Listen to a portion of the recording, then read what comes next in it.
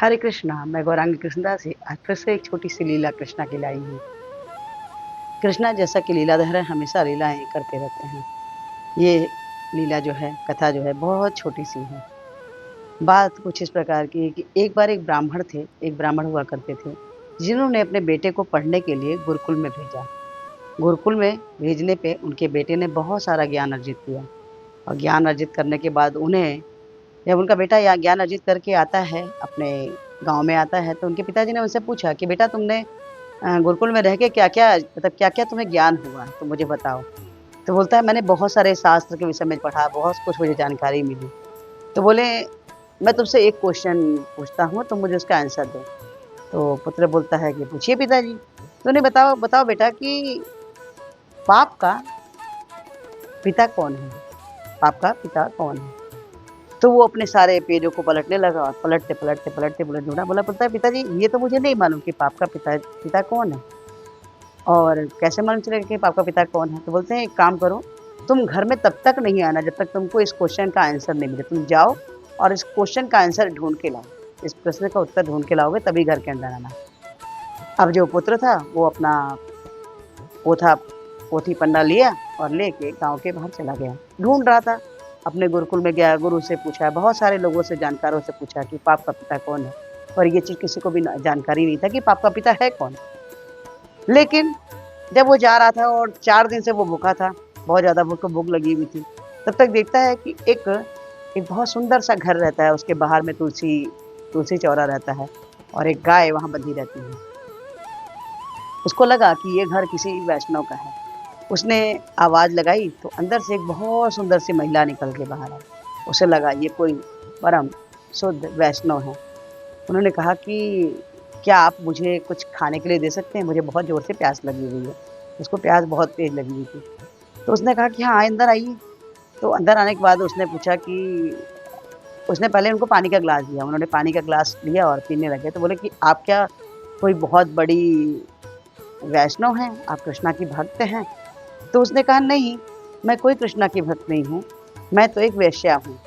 ऐसा सुनते ही वो जो ब्राह्मण का पुत्र था उसने पानी का ग्लास फेंक दिया और बोला कि अरे, अरे, अरे! ये तो मैंने तो पाप कर दिया। और बोलते क्यों क्या हो गया? तो बोलते मैं पाप का पिता ढूँढने के लिए निकला था कि पाप का पिता है कौन? तो वो वेश्या सोची कि इसको इस चीज़ के लिए ढूँढने में पता नहीं कितना दिन का समय लगेगा, क्यों ना मैं खुद ही बता दूँ। ऐसा उसके मन में विचार आया। तो उसने बोला कि पाप का पिता तो बोलता है कि मैं देखिए ऐसा है कि मैं चाहती हूँ कि आप मेरे यहाँ ऐसे आपके जैसे लोग संत तो हमारे घर में कोई आते नहीं हैं, तो आप प्लीज़ कृपा कीजिए और हमारे घर में खाना खा के जाइए, प्रसाद पा के जाइए। तो बोलता है राम, राम, राम, राम ऐसा थोड़ी हो सकता है। ये मैं नहीं कर सकता हूँ, एक तो मैं पहले ही पाप कर लिया हूँ, पहले ही तुम्हारे हाथ का छुआ हुआ मैंने पानी पी लिया, जल ग्रहण कर लिया, अब तो मुझे य गंगा स्नान करनी पड़ेगी, यमुना स्नान करना पड़ेगा, तीर्थ में जाके स्नान करना पड़ेगा। मैं नहीं कर सकता, मैं नहीं ये खा सकता तुम्हारा खाना। तो उसने कहा कि अच्छा, फिर वो विचार करी। फिर उसने क्या बोला, बोला कि ऐसा है कि आप ऐसा कीजिए कि आप अगर मेरे यहाँ प्रसाद पाते हैं, तो मैं उसके बदले में आपको 5 मोहर दूँगी ताकि मुझे थोड़ा-सा मतलब लगे कि मैंने किसी वैष्णव को खाना खिलाया।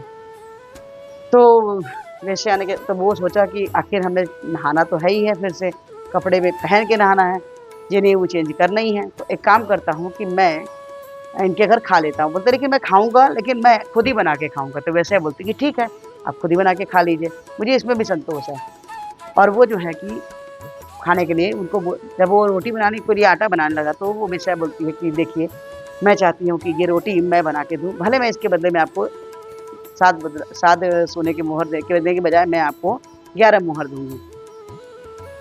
तो वो बोला कि ठीक है, वो सोचा कि चलो धन मिल जाएगा, कुछ दिन के लिए अच्छा हो जाएगा। अब जो है वो 11 मोहर के चक्कर में उसने रोटी बनाई और अब जब वो रोटी खाने लगा, पहला ही निवाला तोड़ा था खाने के लिए, तब तक वो फिर से वो वेश्या पूछती है कि क्या मैं आपको अपने हाथ से ये खाना खिला दूँ? तो इसके बदले मैं आपको 25 मुद्रा दूँगी। वो बोला ठीक है, मैं खा लूँगा। तो उसने उस कौर को हाथ में लेके तोड़ के फिर नीचे थाली में रख दिया और कहा कि आपने जो क्वेश्चन के लिए निकले थे कि आपको पाप का पिता कौन है ये जानना था। पाप का पिता होता है लोभ। आपने जब पहली बार पानी पिया मेरे हाथ का, तो उसी समय उसके बाद ही आपको चले जाना था। आपको लोभ पाप का पिता है, क्योंकि जैसे ही मैंने आपसे कहा कि आप मेरे घर खाइए, मैं आपको 5 मुद्रा दूँगी, 7 मुद्रा दूँगी, आपने हाँ बोला। फिर मैंने कहा मैं बना दूँ, तो आपने बोला हाँ, क्योंकि फिर मैंने मुद्रा बढ़ा दी। उसके बाद फिर मैंने आपको खिला दूँ, तो फिर आपने हाँ बोला। तो पाप का पिता जो होता है, वो लोभ होता है। वेश्या ने ये जानकारी दी और अब वो घर गया खुशी-खुशी अपने पिता को बताता है कि पाप का लोभ ही पिता है। पाप का पिता जो है वो लोभ है। पिताजी बहुत खुश हुए और वो उनको अपना गुरु मानता है वो मतलब वेश्या को कि आज आपने मुझे आखिर गुरु के बिना तो ज्ञान मिल ही नहीं सकता। हमें हर स्थिति में गुरु के का सानिध्य चाहिए होता है। अगर हमारे साथ गुरु रहते हैं, तो हमारे जीवन में जो भी चाहे भौतिक हो, चाहे आध्यात्मिक हो, सारी चीज़ें दूर होती हैं। तो अगर उसके पिता वैष्णव ना होते, अगर वो ब्राह्मण वैष्णव ना होते, अपने बेटे को ज्ञान ना देने के लिए बोलते, वो ना जाता, उस वेश्या से उसको ज्ञान ना मिलता, गुरु का ज्ञान ना मिलता, तो बिना गुरु के कृपा के वो उसको ये पता कैसे चलता कि आखिर पाप का पिता कौन है। ये छोटी-सी घटना थी, लेकिन इसमें उस वेश्या को भी इतना ज्ञान था, क्योंकि वो भी भले वेश्या ही थी, लेकिन वो भी कृष्णा की कृपा के पात्र थी। कृष्णा की भक्ति करती थी, जिस कारण से उसको भी ज्ञान था कि आखिर पाप का पिता कौन है। तो जो भी कोई कृष्णा की शरण लेता है, उसे इन चीज़ों की जानकारी कृष्णा के गुरु, मतलब जो कृष्णा ने गुरु भेजा है, उसकी कृपा से या किसी और कृपा से तो नहीं, लेकिन सिर्फ़ वैष्णव और गुरु कृपा से, कृष्णा कृपा से जानकारी मिलती है। ये छोटी-सी घटना आपको कैसी लगी? अगर अच्छी लगी हो, तो प्लीज़ लाइक कीजिए, शेयर कीजिए, सब्सक्राइब कीजिए और हमारी वीडियो से विनम्र प्रार्थना है कि हमारे पृथ्वी आचार्य शिला प्रभुपाद हमें हरे कृष्ण महामंत्र जपने के लिए बोले हैं, जो कुछ प्रकार से है। हरे कृष्ण, कृष्ण कृष्ण हरे हरे, हरे राम, राम राम हरे हरे। तो हरे कृष्ण महामंत्र जपिए और कृष्णा के सबसे प्रिय बच्चे बन जाइए।